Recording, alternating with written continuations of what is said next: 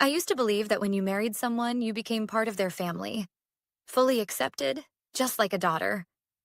I had been married to Mark for 5 years, and in all that time, I had done everything I could to be the perfect daughter-in-law. Holidays at their house, helping on their farm, cooking and cleaning when we visited. Whatever was needed, I was there. I thought I was proving myself. I thought I was earning my place. I was wrong. I didn't realize how wrong I was until the morning we arrived at the airport. Bags packed, excitement buzzing in the air, ready for our long-awaited family vacation. The whole family was going. My husband Mark, his parents, his two brothers and their wives, even the kids. A full-on family trip to a luxurious resort, a perfect escape from the cold winter back home. Or at least, that's what I thought. We were standing in line to check in when my mother-in-law, Linda, handed out the tickets. One by one, she passed them to her precious sons and their wives, cooing over the kids, making sure everyone had their passports. I stood next to Mark, waiting. She didn't hand me anything. At first, I thought she had just missed me by accident. "Linda, I think you forgot mine," I said with a polite smile, holding my hand out. She looked up at me, feigning confusion. "Oh, Ashley, I don't have one for you." I blinked. "What?" She shrugged as if it were no big deal. "I must have forgotten. Oh well. Oh well." The words hung in the air, casual, dismissive, like I was an afterthought. A tight knot formed in my stomach. "But I sent you my passport details when you asked for them. I even reminded you last week." Linda sighed, as if I were the one being difficult. "Well, I suppose it's too late now." Then she flashed me a sweet, almost patronizing smile. "But it's not all bad, dear. You can stay home and watch over the farm while we're gone. You know how much work it is, and this way, you'll be useful." Useful? Like I was an employee. Like I wasn't part of this family at all. I turned to Mark, waiting for him to say something. Anything. Surely my own husband wouldn't stand for this. Surely he'd be just as shocked as I was. But he just rubbed the back of his neck awkwardly. "Babe, it's just a mistake. I'm sure Mom didn't mean anything by it." Didn't mean anything by it? I looked around at the rest of the family. No one spoke up. No one even looked particularly surprised. My sisters-in-law exchanged glances but said nothing. My brothers-in-law shuffled their feet, pretending to be absorbed in their tickets. That's when it hit me. This wasn't a mistake. This was planned. They had never intended to include me. They had let me believe I was part of this family, let me contribute, help, and sacrifice for years, only to treat me like a convenient extra, useful when needed, disposable when not. I had two choices. I could cry, make a scene, beg Mark to fix this. But deep down, I already knew he wouldn't. If he had any intention of standing up for me, he would have done it by now. So I did the one thing none of them expected. I smiled, a calm, controlled, almost amused smile. "Of course, Linda. You're right. The farm does need looking after." Linda's eyes lit up with satisfaction. "Exactly, dear. You're so understanding." I just nodded and turned on my heel, walking away before anyone could see the anger burning beneath my skin. I didn't cry on the drive home. I didn't scream, didn't throw anything, didn't even call my best friend to vent. I just sat in the eerie quiet of our house, staring out at the sprawling land I had helped take care of for years. The place that had become my second home. The place where I had been treated as nothing more than a free farmhand. As the hours passed, an idea took root. They thought I would stay behind like a good little doormat, tending to their responsibilities while they sipped cocktails on the beach. Oh, they were in for a surprise. I sat in the kitchen for what felt like hours, the silence pressing down on me. Every time I closed my eyes, I saw their faces, the way Linda had smiled like she had just done me a favor, the way Mark had done nothing. They had played me, and I had let them. I wasn't just upset about the vacation. This was bigger than that. This was about years of being overlooked, dismissed, treated like I was less than the others. And my husband, the man who had vowed to love and support me, had stood there and let it happen. I thought about calling him. But what would I say? Beg him to come back? To choose me, just this once? I was done being the woman who waited for scraps of affection and respect. Instead, I took a deep breath and did the one thing Linda would never expect. I got to work. The farm was big. Too big for one person to manage alone. Mark's family had run it for generations, but in the last few years, they'd started hiring workers to help with the daily chores. Linda loved to act like she did everything, but in reality, she barely lifted a finger anymore. And now she expected me to take care of it while they sunned themselves in paradise. I smirked as I scrolled through my phone, pulling up the number of the farm's workers. It took a few calls, but soon enough I had the answer I was hoping for. They hadn't been paid. Apparently Linda had been late on wages for months, always promising the money was coming but never delivering. Some of them had already walked away. The rest were hanging on out of loyalty, or desperation. But I wasn't Linda. I called them back and told them to take the week off. All of them. Are you sure? One of them asked hesitantly. Won't Mrs. Preston be mad? Oh, she'll be furious, I said sweetly. But don't worry, I'll handle it. I could almost hear the relief in their voices as they thanked me. And just like that, the farm was empty. The next step was easier than I expected. Linda had assumed I would stay and manage everything, that I would break my back taking care of her responsibilities, like the good little daughter-in-law I had always been. But I wasn't going to be here when they got back. I packed a suitcase, taking my time, making sure I had everything I needed. When I reached the closet, my eyes landed on Mark's side. His neatly folded shirts, the expensive watch I had bought him for our anniversary, the cologne I had once loved. My fingers hovered over his wedding ring, the one he never wore. I picked it up, turning it over in my palm. 5 years of marriage. 5 years of bending over backward for a man who had never truly chosen me. I didn't cry. I didn't even feel sad. I just dropped the ring onto the dresser and zipped up my bag. I had one last stop to make before I walked away from it all. I sat down at the kitchen table, pen in hand. I could have left a simple note. I'm done. That would have been enough. But Linda and Mark had stolen so much from me over the years. My time, my energy, my self-worth. This time I was going to take something back. I started writing. Dear Linda, since you were so kind to forget my ticket, I figured I'd return the favor. I've taken the liberty of giving the farm workers a well-earned break. The barn still needs cleaning, the animals need feeding, and the repairs you've been ignoring for months, well, they're all yours now. I trust you'll handle it beautifully. After all, you always say how much you love the farm. Oh, and don't worry about me. I've made other plans, ones that don't involve being used as unpaid labor while my husband watches in silence. Enjoy your vacation. You're going to need the rest. Best, Ashley. I folded the letter and placed it right on the kitchen counter, front and center. Then, all I did was making sure the animals had enough food for the week. Without looking back, I grabbed my suitcase and walked out the door. For the first time in years, I wasn't where they expected me to be. As I sat in the window seat of my hotel room, a place Linda had no idea existed, I imagined their arrival. The suitcases rolling into the house. The exhaustion of travel still clinging to them. The smiles that would fade the second they realized something was off. The farm would be quiet. Too quiet. No workers.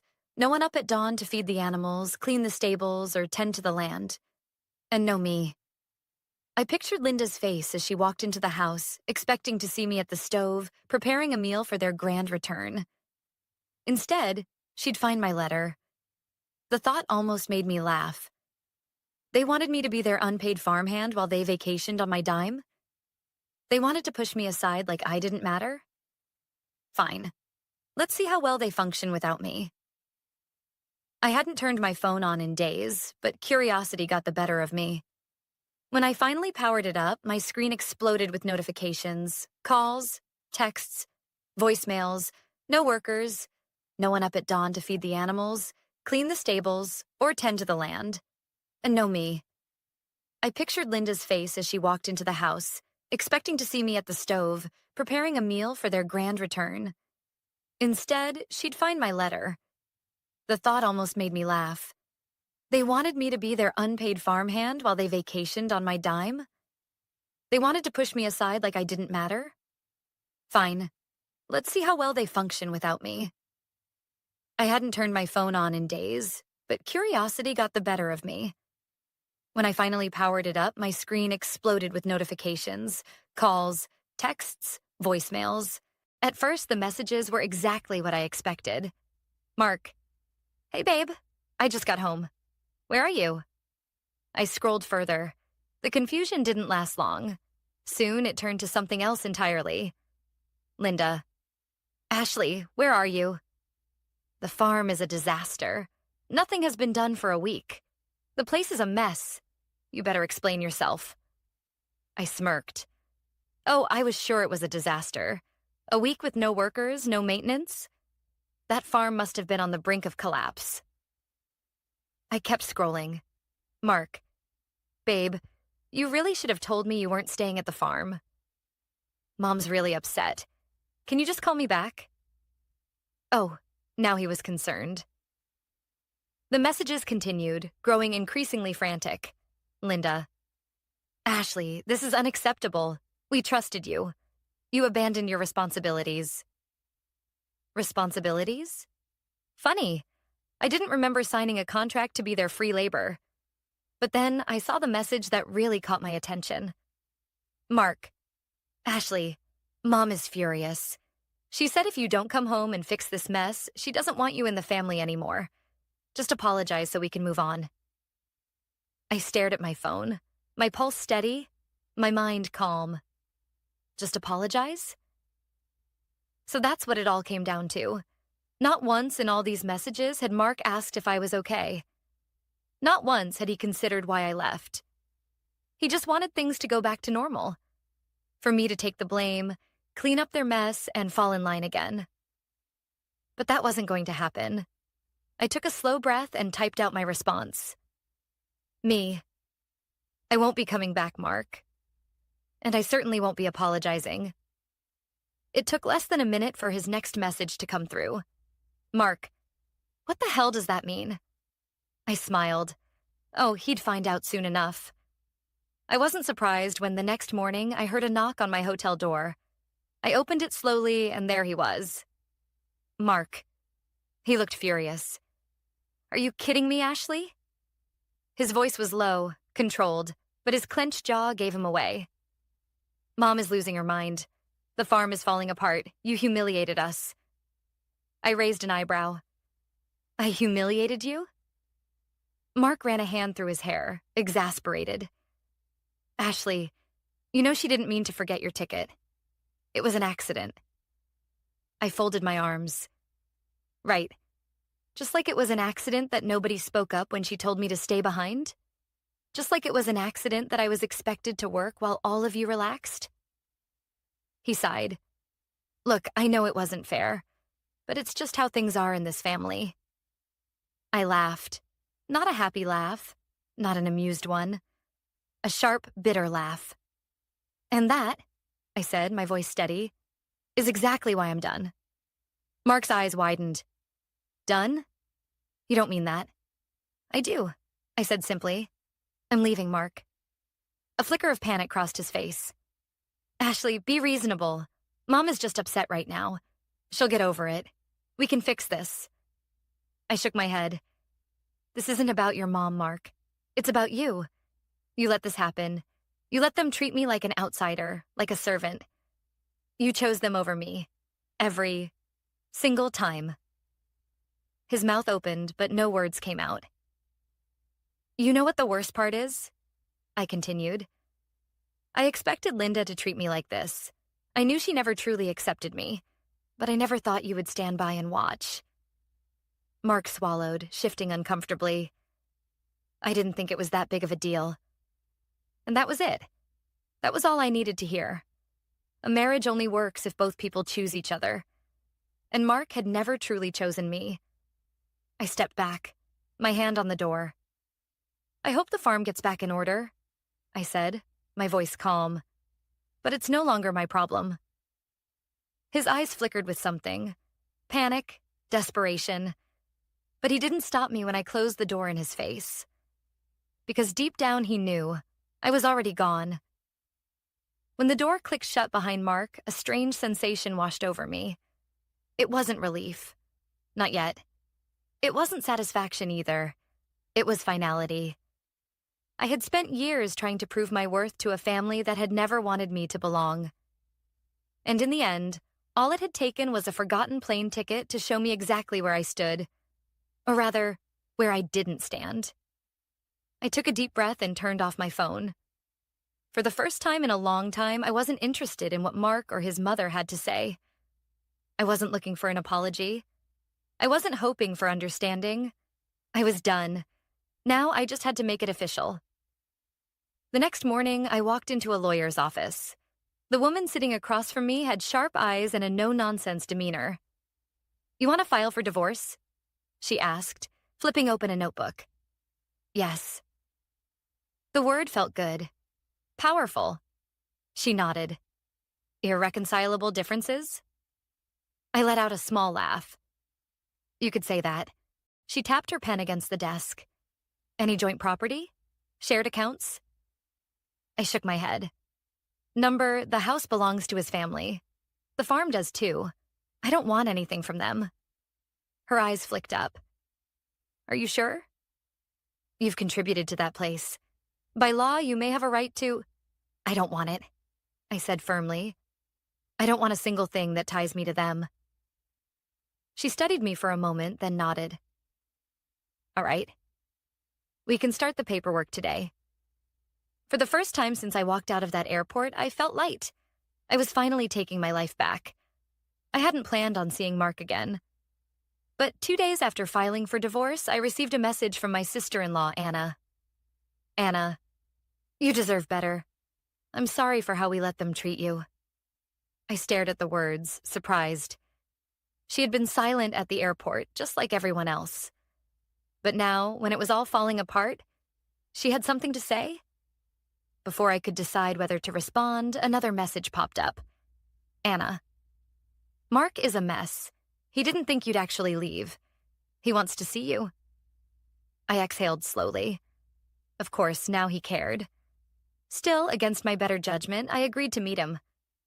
Not because I wanted to fix things, but because I needed to hear what he had to say. We met at a quiet cafe, far from his mother's suffocating presence. He looked awful. Dark circles under his eyes, unshaven, restless. He stirred his coffee without drinking it, his hands twitching. "You really filed for divorce?" he said finally. I nodded. "Yes." He exhaled sharply. "Ashley, come on. Isn't this extreme?" I tilted my head. "You tell me, what would you have done if the situation were reversed? If my family had excluded you? If they had forgotten you?" He shifted uncomfortably. "That's not the same." I let out a humorless laugh. "Of course it's not. Because you would never have put up with it. You would have walked away a long time ago. But I stayed. I let it happen. And you let it happen to me." His fingers clenched around his cup. "I didn't think it was that serious," he muttered. I raised an eyebrow. "That's the problem, Mark. It was serious. It was always serious. You just didn't care enough to see it." He looked at me then. Really looked at me. And for the first time, I saw something close to regret in his eyes. But regret wasn't enough. I stood up, grabbing my coat. "Goodbye, Mark." He didn't try to stop me. Because deep down, he knew. This time, I wasn't coming back. A week later, as I was finalizing my new living arrangements, an email from Linda popped up in my inbox. Subject: "You ungrateful little." I didn't bother opening it. I simply hit delete. Let her be furious. Let her rant. Let her realize that for the first time in her life, she had lost control over someone. I wasn't her pawn anymore, and I never would be again. I expected Linda to be furious. I expected her rage-filled messages, her dramatic phone calls, her passive-aggressive Facebook posts about ungrateful women who don't respect family. But what I didn't expect was the sheer level of desperation that followed. It started with small things. A message from one of Mark's brothers. Ashley, Mom is really struggling with the farm right now. She thought you'd at least be around to help clean up the mess you left. I had to laugh at that one.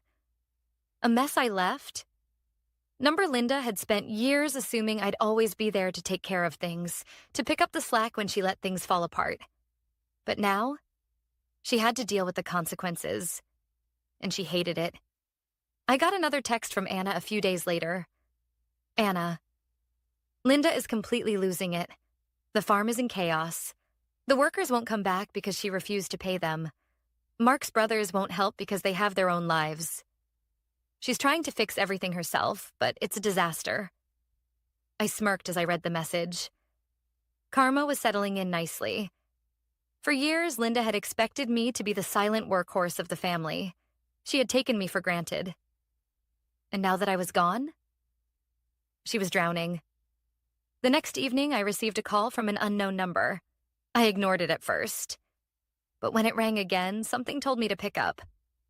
I sighed, pressing the answer button. Hello? A familiar voice came through. Ashley. It was Mark. I leaned back in my chair, already exhausted by the conversation I knew was coming. What do you want, Mark? He hesitated. I need to see you. Can we meet? I almost laughed. You don't get to ask that anymore. Ash, please. His voice was softer now. I know things got messy, but can we just talk? I paused, considering. I didn't owe him anything. Not anymore. But something told me this was important. So, against my better judgment, I agreed. I met him at a small diner on the outskirts of town. Neutral ground. When I walked in, he was already there, looking tired, disheveled, and not at all like the confident man I once married. He looked up, relief flashing across his face. Hey. I didn't sit. Make this quick. He sighed. Look, I know I messed up. I crossed my arms. Understatement of the year. He flinched but continued. The farm is falling apart. Mom is in way over her head. She thought she could handle it all without you, but... He shook his head. She can't. I stared at him, waiting for him to get to the point. Mark swallowed hard. She needs help, Ashley. I let out a slow breath. And? He looked at me like I was supposed to understand, like I was supposed to care. Come back, he said quietly. I blinked. Come back? He nodded. Not as my wife. I get that's over, but as part of the family. I actually laughed, out loud. Are you serious? I asked, shaking my head. After everything? After the way she treated me? You think I'd ever come back? Mark rubbed his forehead. Ashley, this is bigger than us. The farm... I cut him off. The farm is not my responsibility. Not anymore. He looked desperate now. But she's struggling. She made a mistake, but... I held up a hand. No, Mark, she didn't make a mistake. She made a choice. She chose to exclude me. She chose to treat me like I was nothing. And now she has to live with that. His jaw clenched. So that's it? You're just walking away? I smiled, but there was no warmth in it. I already did. I grabbed my bag and turned toward the door. This time, he didn't try to stop me, because he finally understood. I was never coming back. 2 days later, I received an email from Linda. I almost didn't open it, but curiosity won. Subject: I hope you're happy. I clicked on it and skimmed the contents. It was long, too long, but the main message was clear. She blamed me for the workers quitting. blamed me for Mark being miserable, blamed me for not being a good wife. And my favorite part? She actually demanded that I come back to fix the damage I caused. I leaned back in my chair, staring at the screen. Then I did something I should have done a long time ago. I blocked her. And just like that, the last thread connecting me to them was gone. For the first time in years, I woke up feeling free. No texts from Linda demanding favors, no calls from Mark making excuses, no last-minute requests to drop everything for someone else's needs. Just silence. And it was the most peaceful silence I had ever experienced. I stretched, letting the morning sun filter through my curtains, and reached for my coffee. A slow smile crept across my face as I scrolled through my emails. Not a single one from Mark or his family, because they were gone. Blocked, removed, erased from my life. And I had never felt lighter. I spent the next few weeks focusing on myself, something I hadn't done in years. I found a new apartment. Something small, cozy, and completely mine. I went back to painting, something I had loved before I got married but had let fall to the side. I reconnected with old friends, people I had lost touch with because I was too busy being the perfect wife and daughter-in-law. And most importantly, I started dreaming again. For so long, my life had revolved around Mark's family, their needs, their expectations. Before that, it was the same with my own family. That contact is no longer there. Now, for the first time, I was asking myself what I wanted. And the answer? I wanted to travel. Not just a week-long vacation. Not just a quick getaway. I wanted to see the world. And nothing was stopping me anymore. One evening, as I was packing up my old belongings, I found a dusty box tucked in the back of my closet. Curious, I pulled it out and opened the lid. Inside were pieces of my past. Old anniversary cards from Mark, a wedding photo, little trinkets that had once meant something. For a moment, I just stared at them. Then, without hesitation, I took the entire box and dumped it in the trash. No second thoughts.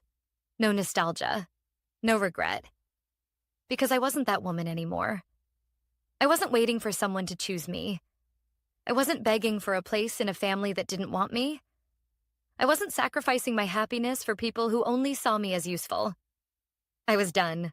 A few days before I was set to leave for my trip, my phone buzzed with an unexpected message. Anna, Mark's sister. I hesitated, debating whether to ignore it, but something told me to read it. Anna, I just wanted to say that I admire what you did. I should have spoken up at the airport, but I didn't. I regret it. I frowned, my fingers hovering over the keyboard. Before I could decide how to respond, another message popped up. Anna, for what it's worth, you were right. Mom never saw you as family. And Mark? He never really fought for you, did he? I swallowed, a strange mix of emotions stirring inside me. No, he hadn't. And that was the real tragedy of our marriage. But I wasn't sad about it anymore. I typed back a short reply. Me. I appreciate your message, Anna. I really do. But I've moved on. I hope one day you do too. I didn't wait for a response, because I knew that whatever she said next, it didn't matter anymore. The day I left for the airport, there was no dramatic send-off. No goodbyes. Just me, my suitcase, and the open road ahead. As I stood in the terminal, waiting for my flight, I thought back to that moment at the airport with Linda. How she had looked me in the eyes and dismissed me like I was nothing. How no one had spoken up. How I had walked away, feeling like I had lost something. But now, I realized, I had gained everything. Because leaving them wasn't a loss. It was the best decision I had ever made. I took a deep breath, letting the past slip away like dust in the wind. And as my flight was called, I picked up my bag, stepped forward, and never looked back.